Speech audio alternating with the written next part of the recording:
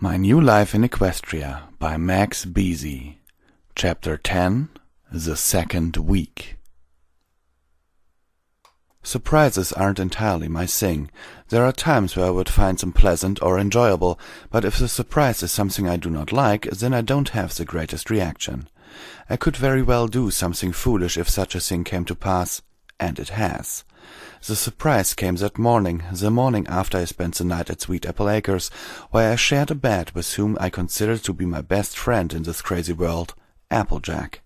What could I say about her that I haven't already said in the previous pages before? She doesn't have the aerial acrobatics of Rainbow Dash, the magical abilities of Twilight or Rarity, the talent swaying animals like Fluttershy, or whatever Pinkie Pie does.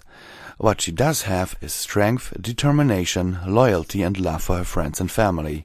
I admire everything about her. And I just found out that I'm in love with her, and that scares me. Lara, in all her strange and rape ways, had a point. She asked me what I would do when the day came when I found myself attracted to a pony. I didn't give her an answer, hiding behind my excuse of having the transformation being done so that I wouldn't have to worry about it. Now here I was, faced with the same question. The truth is, I had no idea. I told myself that Applejack would never know about my feelings until I am one of them. She had shown me great kindness up to this point, and I would have hated to screw things up now. The best thing I could have done was to ignore it and keep on moving with life.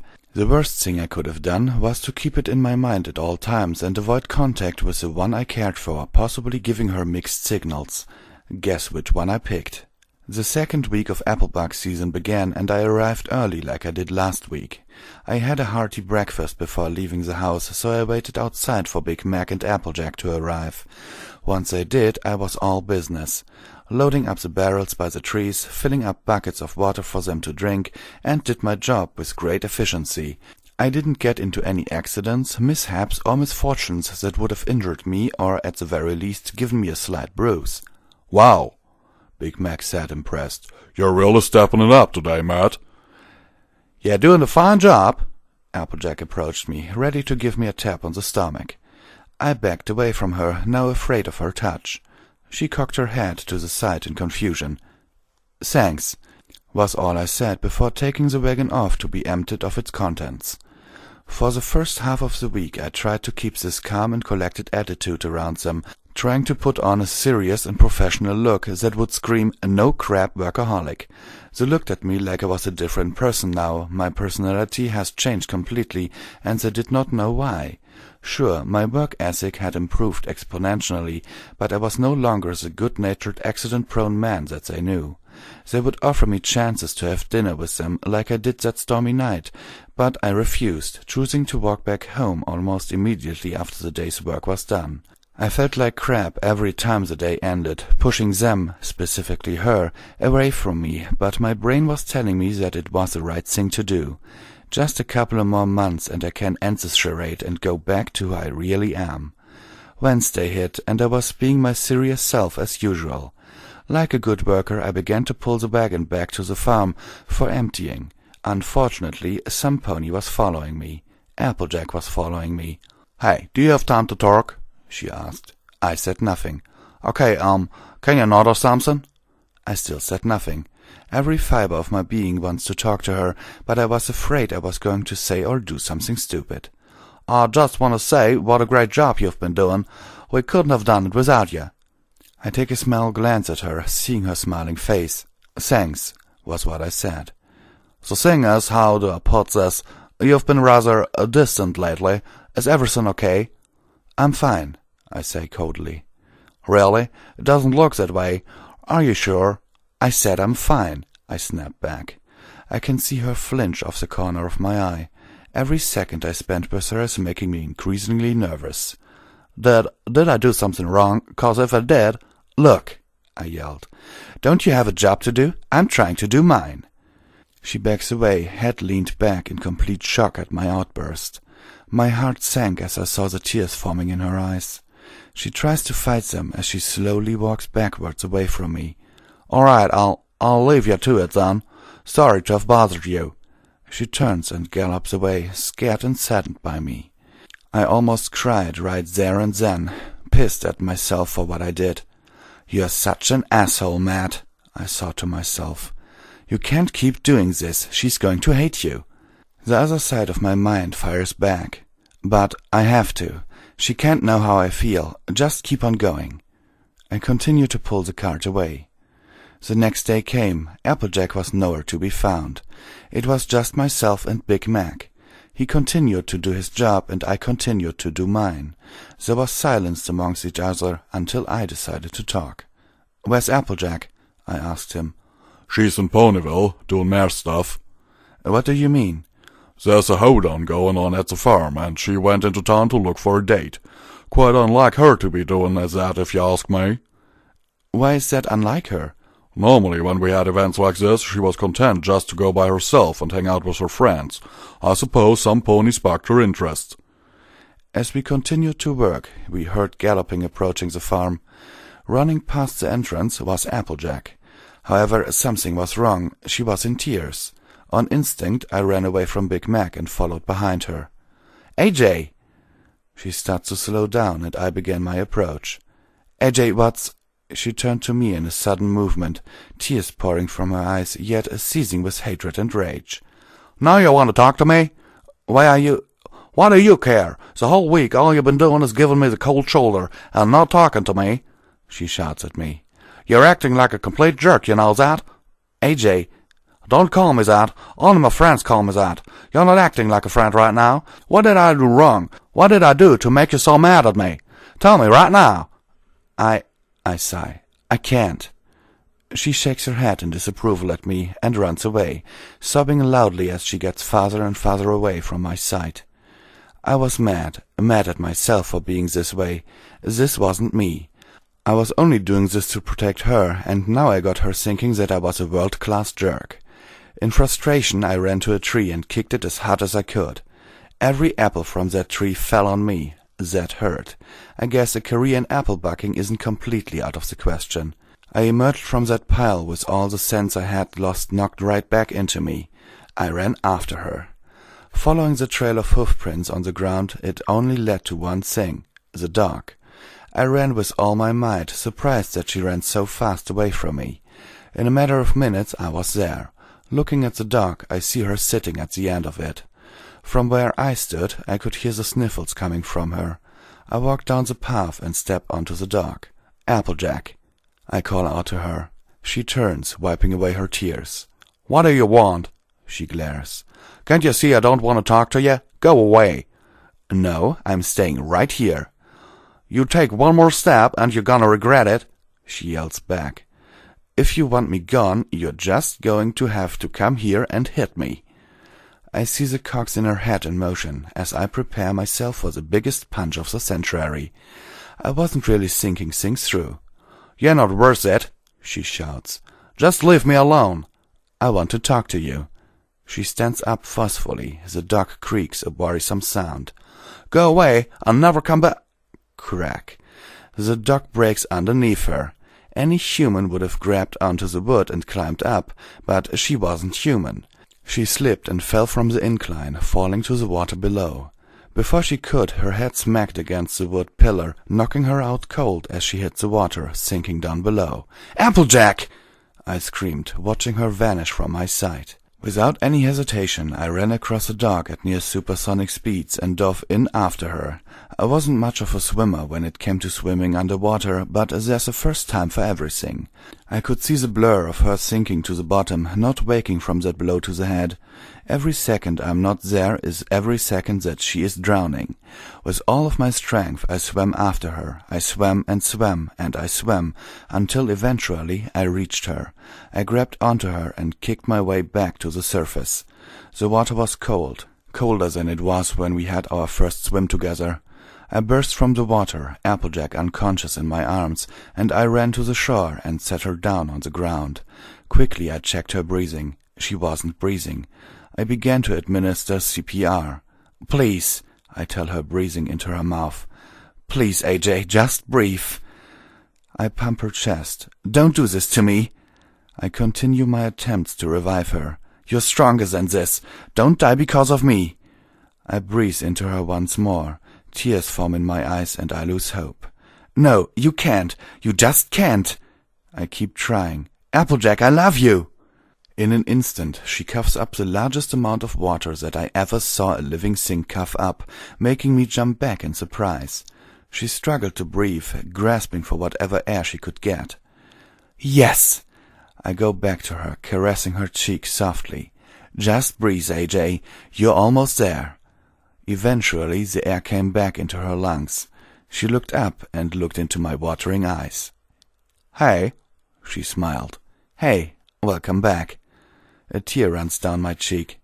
Matt, she said, you're wearing my hat again. I glanced up and saw that I was. I placed all my attention back on her and picked her up for a large embrace. I hold her tightly, as if my life depended on it, as tears flow from my eyes. I'm sorry. I'm so sorry, AJ. I was an idiot. I'll never hurt you again, I promise. As I held on to her, I started to think. Did she hear what I said? Did she hear my confession? She never said anything about it. Perhaps she didn't hear it. Or maybe she did and didn't want to tell me or wasn't sure what to make of it. All she responded with was returning my embrace with one of her own. Some time later we sat together on the less dangerous side of the dock, looking out at the beautiful lake. So, why were you crying? I asked her. I know it was partially because of me, but you're probably going to think I'm being silly. Sillier than I was being? I smirk. She chuckles. There's a dance coming up down at the farm. Right, Big Mac mentioned that this morning. It's one of the few times me and the other members of our families get together and have some good old-fashioned fun. Well, the thing was, I wanted to bring a date with me, so that's why I went into town to look for a date. I asked this one stallion if he wanted to go. He seemed nice. He was a member of the Wonderbolts. I gave him a pie once when we went to the Grand Galloping Gala. But he said no. She shakes her head. What did he say? He laughed at me. What? I was shocked. Why would he do that? He told me that I... She struggled to say the words. Said I was too plain-looking to go on a date with. I was stunned in silence from what she said. He asked what stallion would want to go out with me, since I was just a plain old farm pony. She looked back at me. I was still silent. What? Now I'm the one that's struggling. I don't believe that. It's true. That's what he said. I know, and I do believe you, but I just don't believe he said that to you. What do you mean? Applejack. I put my hands on her shoulder. You're many things, but plain-looking is not one of them. You're I pause. She looks to my caring hand on her shoulder, then back at me. I mean, you deserve better than that guy. I bring my hand back to my side. But he's right. I'm just an unattractive farm pony. No, you're not, I yell, jumping to her defense. Believe me, if I was a stallion, I'd go out with you with no hesitation. Why don't ya? She quickly says. I stop, mouth open, unsure of what to say next. Why don't I what? I pretend not to understand the question. Inside my chest, however, my heart pumps wildly at the thought of going out with her. Be my date, she smiles. But I'm not a stallion. So, we're friends. Who's to say friends can't go out with each other? We're friends? After all the crap I did? Well, you have a lot to make up for. This is just the start of your punishment.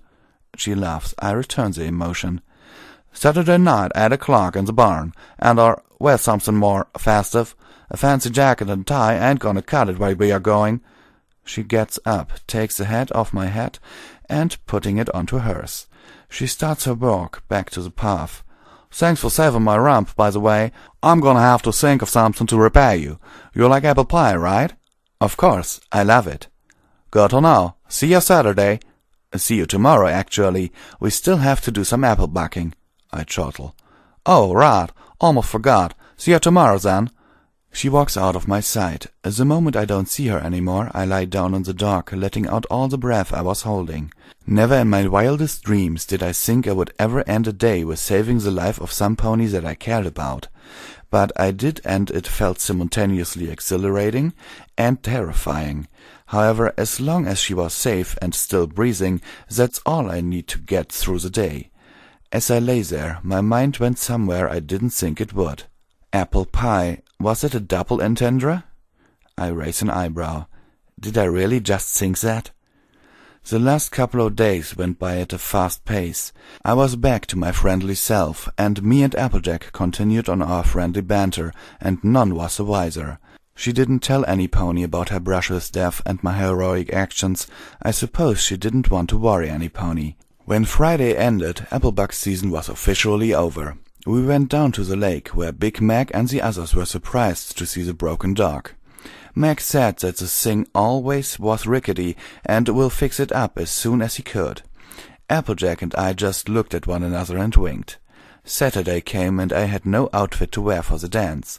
Twilight was going too, and was surprised when I told her that Applejack was going to be my date for the evening. "Is it a real date, or one of those fake dates like with Rarity?" "It's real, Twilight," I said. "Is that okay?" "Yeah." She sounds rather quiet. "Yeah, it's fine." She changed the subject rather hastily. "So, what are you going to wear?" "I don't know. I don't think I have any clothes to fit this occasion. You think Rarity can help out?" "Not sure. You can ask her." So I do. When I told Rarity my plans for the night, her eyes beamed, almost frighteningly so. She sat me down and ran into her workstation. In a half hour, maybe less, she came bursting out with a rather nice ensemble.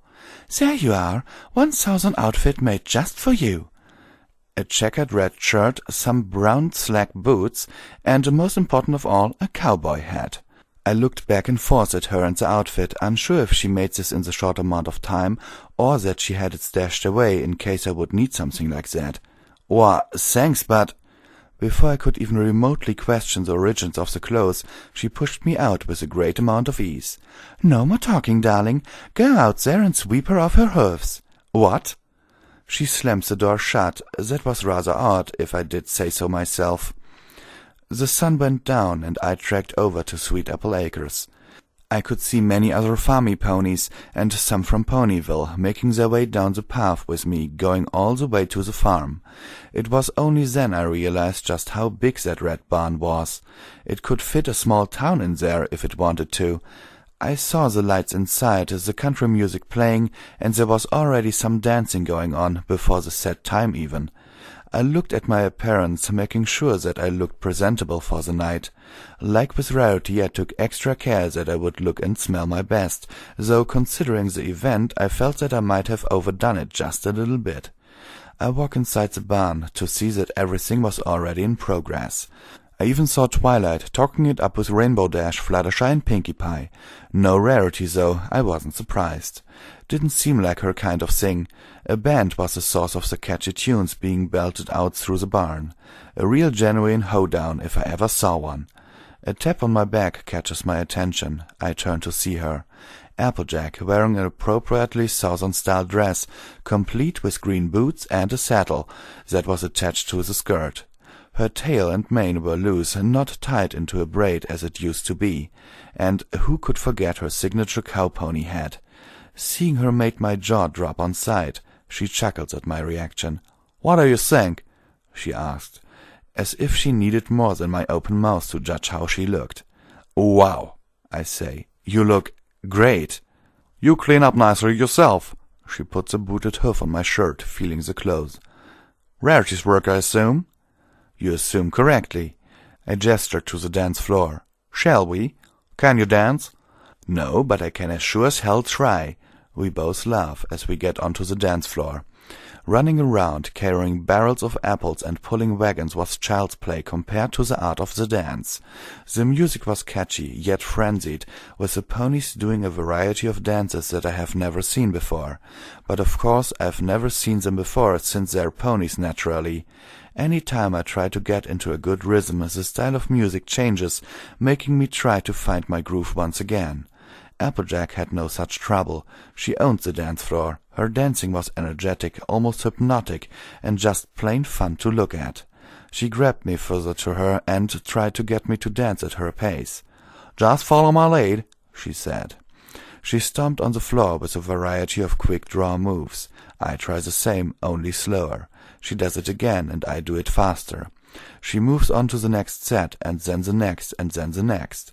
Soon I was dancing like her, and we were both laughing and having the time of our lives. as we boogied like our lives depended on it. The song then came to a sudden climax, and the ponies applauded the song as me and Applejack looked at one another, sweating profusely, yet with the widest of smiles. A more romantic song comes on, and the ponies get close to one another and have their slow dance. Applejack blushes, turning to leave to the tables. "This I can't do," she says. On instinct, I place a hand on her shoulder. She turns back to me. "Just follow my lead," I said. She smiles and gets closer. Now I was a teacher. "I don't know how to do this, especially with you." "Relax," I assure her. "Just let me take these boots off." I slowly take the boots off her forelegs. "Now you're going to stand on your 2 hooves. Can you do that?" She nods nervously. She stands. In this position she is almost as tall as me.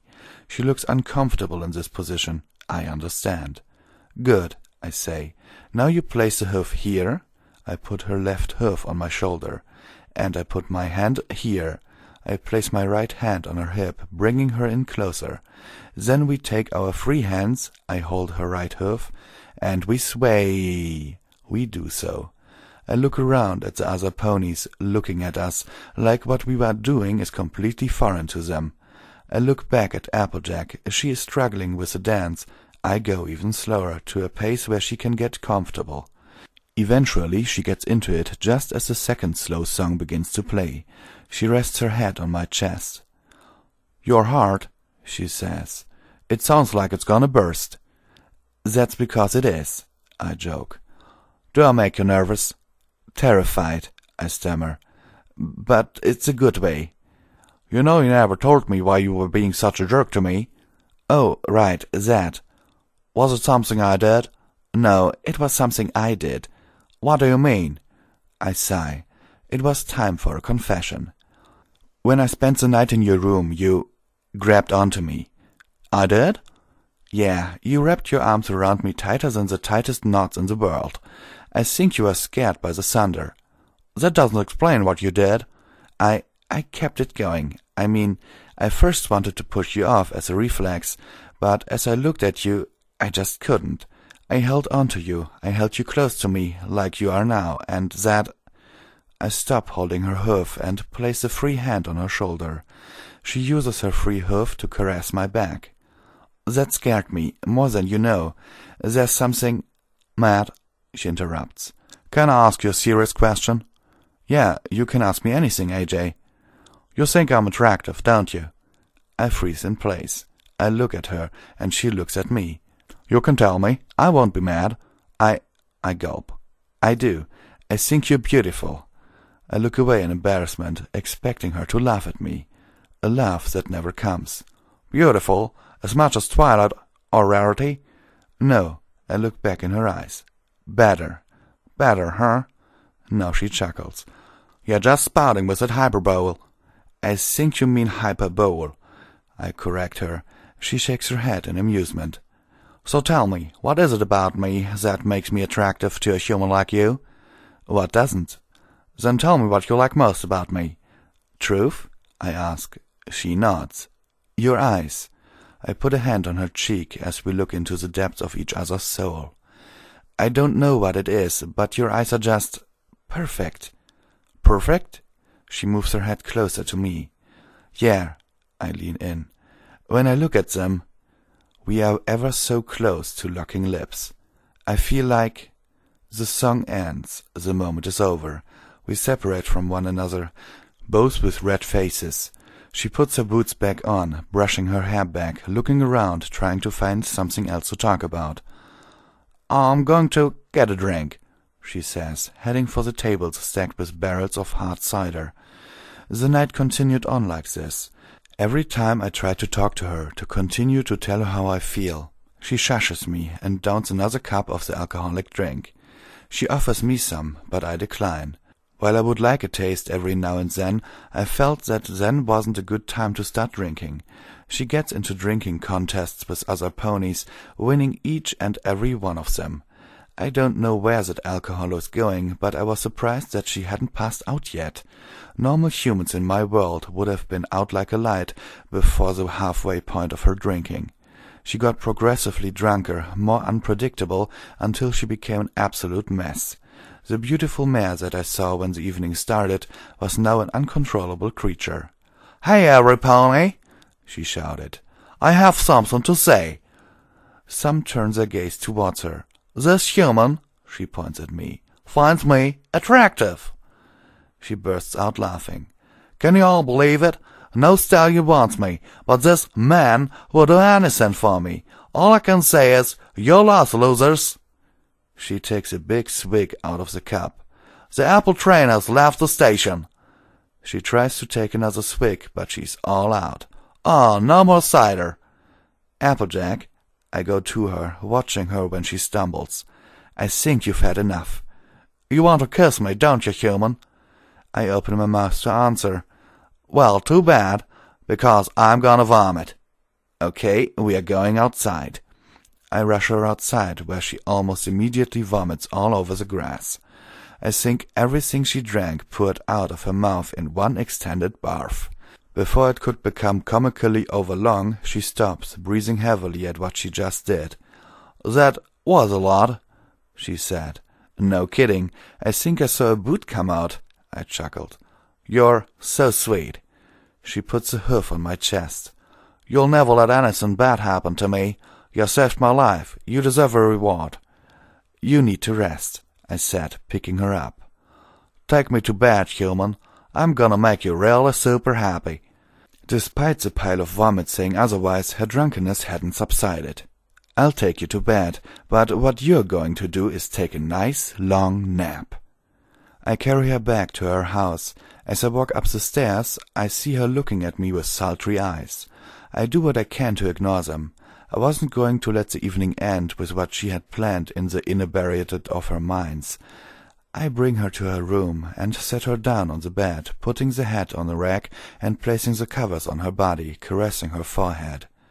"Okay, you're going to have a really bad hangover tomorrow, but just know that I had a really nice time, apart from this." "You love me, don't you? Don't lie to me." She smiles.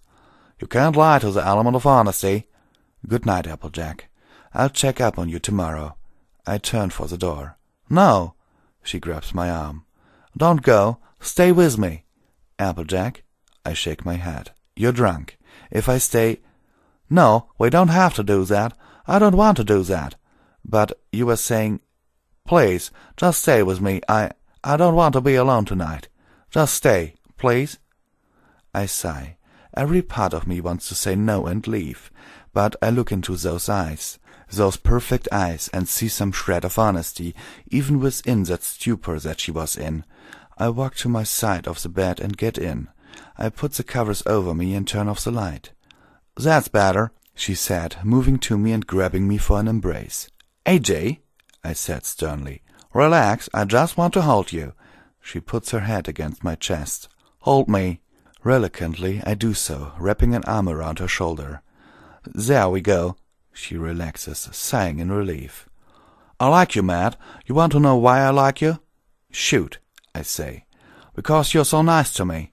"The others are nice to you, too." "Not like you." She yawns. "You make me—" Her eyes go heavy. "Feel special." She trails off as she falls right to sleep. I stroke her mane as I watch her sleep peacefully, her smile never leaving her face as she presses her ear against my chest, my heartbeat thumping to the beat of her breath. I lean down and kiss her on the top of her head and hold her tight against me. "You are special," I whisper in the hopes that she hears me. "Always have been, always will be." I fall asleep.